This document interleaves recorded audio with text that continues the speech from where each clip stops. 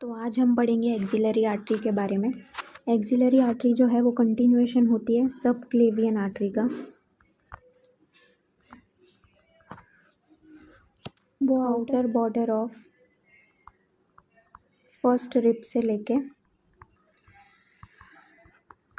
Lower border of teres major muscle तक extend करती है। सपोज ये है हमारी फर्स्ट रिब, ये है हमारा टीरिस मेजर मसल। तो यहाँ से लेके यहाँ तक हमारी होगी एक्सिलरी आर्टरी। उसके बाद वो as a brachial artery continue करती है और उसके पहले वो सब क्लेवियन आर्टरी होती है। मतलब ये है हमारी सब क्लेवियन आर्टरी और ये है हमारी ब्रेकियल आर्टरी और ये है हमारी एक्सिलरी आर्टरी। लेकिन उसकी लोकेशन के हिसाब से उसका नाम चेंज हो जाता है। पहले उसका नाम होता है सब क्लेवियन आर्टरी, फिर outer border of first rib से उसका नाम हो जाता है एक्सिलरी आर्टरी, फिर lower border of teres major muscle के बाद उसका नाम हो जाता है ब्रेकियल आर्टरी। बाकी आर्टरी एक ही होती है। अब एक्सिलरी आर्टरी के ऊपर आता है हमारा pectoralis minor muscle. Pectoralis minor muscle जिसकी वजह से जो है एक्सिलरी आर्टरी 3 पार्ट में डिवाइड हो जाती है। ये फर्स्ट पार्ट, ये सेकंड पार्ट और ये थर्ड पार्ट। ये वाला फर्स्ट पार्ट, ये सेकंड पार्ट जो पेक्टोरालिस माइनर मसल के पीछे है और थर्ड पार्ट जो पेक्टोरालिस माइनर मसल के नीचे। फर्स्ट पार्ट जो पेक्टोरालिस माइनर मसल के ऊपर है यानी सुपीरियर है। सेकंड पार्ट जो है वो पेक्टोरालिस माइनर मसल के पोस्टीरियरली प्रेजेंट होता है और थर्ड पार्ट जो है वो पेक्टोरालिस माइनर मसल के इंफीरियरली प्रेजेंट होता है। ये है हमारी फर्स्ट रिब, ये है हमारा पेक्टोरालिस माइनर मसल और ये है हमारा टीरिस मेजर मसल। ये है हमारी एक्सिलरी आर्टरी। अभी outer border of first rib से लेके पेक्टोरालिस माइनर मसल तक ये है हमारा फर्स्ट पार्ट। और जो पेक्टोरालिस माइनर मसल के पीछे, ये पेक्टोरालिस माइनर मसल के पीछे पार्ट प्रेजेंट होता है। ये सिर्फ आपको शो करने के लिए आगे ड्रॉ किया हुआ है। ये पेक्टोरालिस माइनर मसल के पीछे प्रेजेंट होता है और ये पेक्टोरालिस माइनर मसल के नीचे। तो ये सेकंड पार्ट और ये थर्ड पार्ट। अभी हम पढ़ेंगे एक्सिलरी आर्टरी के ब्रांचेस के बारे में। तो इसकी टोटल 6 ब्रांचेस होती है, पार्ट होते हैं। अभी हमने देखे ना first part, second part, third part. तो फर्स्ट पार्ट में से कितनी ब्रांचेस आती है? 1 ब्रांचेस। सेकंड पार्ट में से कितनी ब्रांचेस आती है? 2 ब्रांचेस। और थर्ड पार्ट में से कितनी ब्रांचेस आती है? 3 ब्रांचेस। अभी फर्स्ट पार्ट में से कितनी ब्रांचेस आती है? 1 ब्रांच। सेकंड पार्ट में से 2 ब्रांचेस आती है और थर्ड पार्ट में से 3 ब्रांचेस आती है। अभी ये जो है उस ब्रांचेस के निमोनिक्स है। Sometimes life seems a pain. Some से superior thoracic, thoraco acromial, lateral thoracic, subscapular, anterior circumflex and posterior circumflex. तो फर्स्ट पार्ट से एक ब्रांच आ रही थी तो ये होगी फर्स्ट पार्ट की ब्रांच और ये दोनों होंगी सेकंड पार्ट की ब्रांचेस और ये दोनों होंगी थर्ड पार्ट की ब्रांचेस। ये है हमारा फर्स्ट पार्ट, ये सेकंड पार्ट जो पेक्टोरालिस माइनर मसल के पीछे होता है और ये है हमारा थर्ड पार्ट।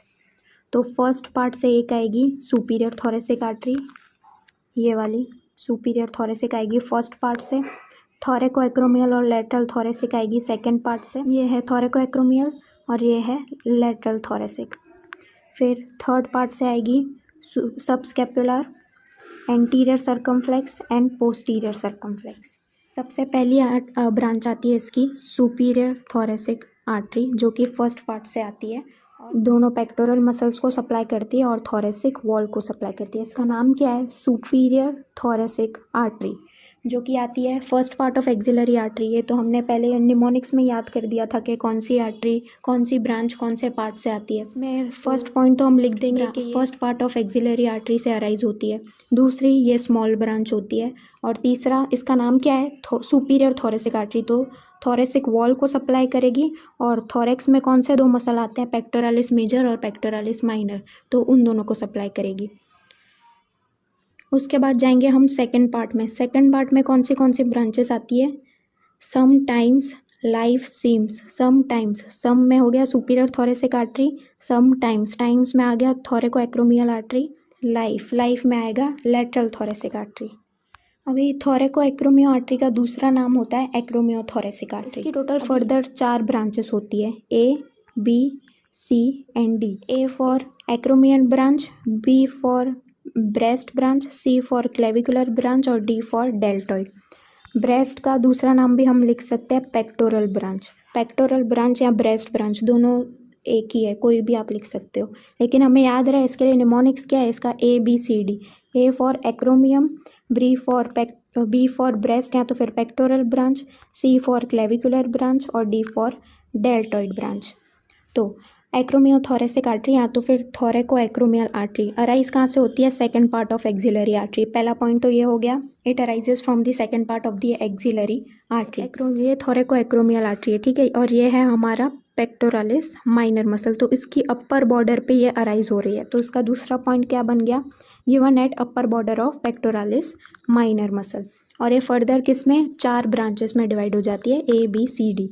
ए मतलब एक्रोमियल ब्रांच। एक्रोमियल ब्रांच क्या करेगा, नाम में ही क्या है एक्रोमियम, तो एक्रोमियम प्रोसेस के वहाँ बनाएगी एनास्टोमोसिस।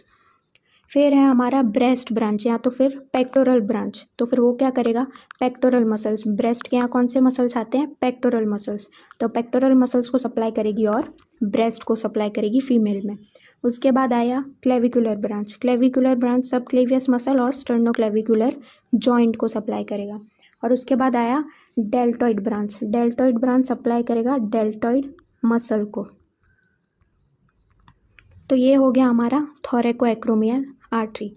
उसके बाद सेकेंड ब्रांच से एक और हमारी ब्रांच अराइज होती है, that is lateral thoracic artery. ये वाली, ये है हमारी लेटरल थोरेसिक आर्टरी।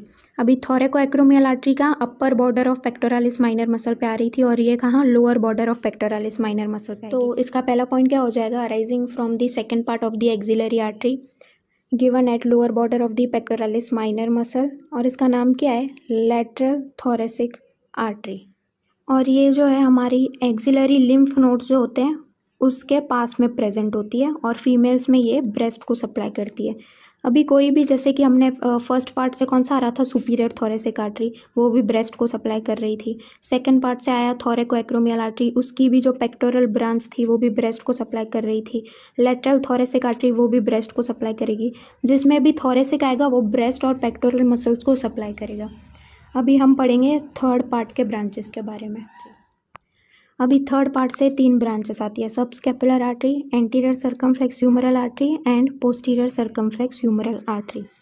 तो सबसे पहले हम पढ़ेंगे subscapular artery. Subscapular artery is the largest branch of the axillary artery and it arises from the third part of the axillary artery. तो उसकी सबसे पहले 2 पॉइंट क्या हो गई कि ये जो है वो third part of axillary artery से अराइज होती है और ये लार्जेस्ट ब्रांच होती है एक्सिलरी आर्टरी। और अभी इसके नाम में ही क्या है, सबस्कैपुलर, तो ये lower border of subscapularis muscle के अलोंग रन करेगी और किसको, सबस्कैपुलरिस मसल को भी सप्लाई करेगी। और जैसे कि थोरैको-एक्रोमियल आर्टरी फर्दर जाके 4 ब्रांचेस दे रही है, सबस्कैपुलर आर्टरी भी एक ब्रांचेस देगी जिसका नाम है सर्कमफ्लेक्स स्कैपुलर आर्टरी, जो कि स्कैपुला की लेटरल बॉर्डर के अराउंड विंड करेगी और वहाँ पे स्कैपुला के अराउंड एनास्टोमोसिस बनाएगी। Winds around lateral border of the scapula and takes part in anastomosis around the scapula. उसके बाद आती है anterior circumflex humeral artery. Anterior circumflex humeral artery भी third part of axillary artery से arise होती है, तो उसका भी फर्स्ट पॉइंट क्या बन गया, arising from the third part of the axillary artery. और ये हमारा जो ह्यूमरस होता है, ह्यूमरस की जो सर्जिकल नेक होती है उसके एंटीरियर पार्ट पे आती है ये एंटीरियर सर्कमफ्लेक्स ह्यूमरल आर्टरी, और पोस्टीरियर पार्ट पे आती है पोस्टीरियर सर्कमफ्लेक्स ह्यूमरल आर्टरी।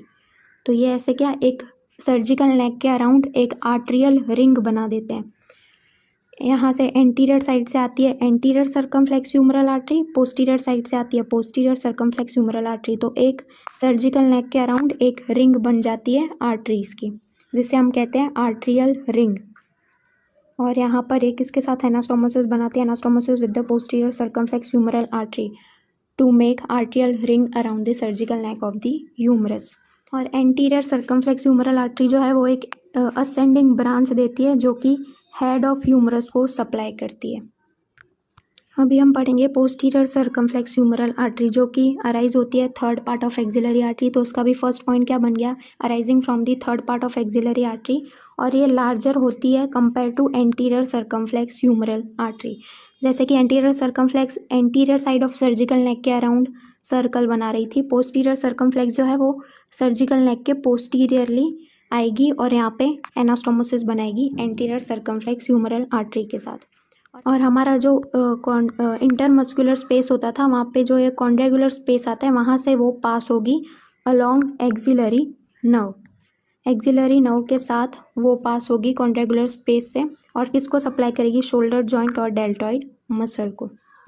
तो ये हो गया हमारा एक्सिलरी आर्टरी खत्म।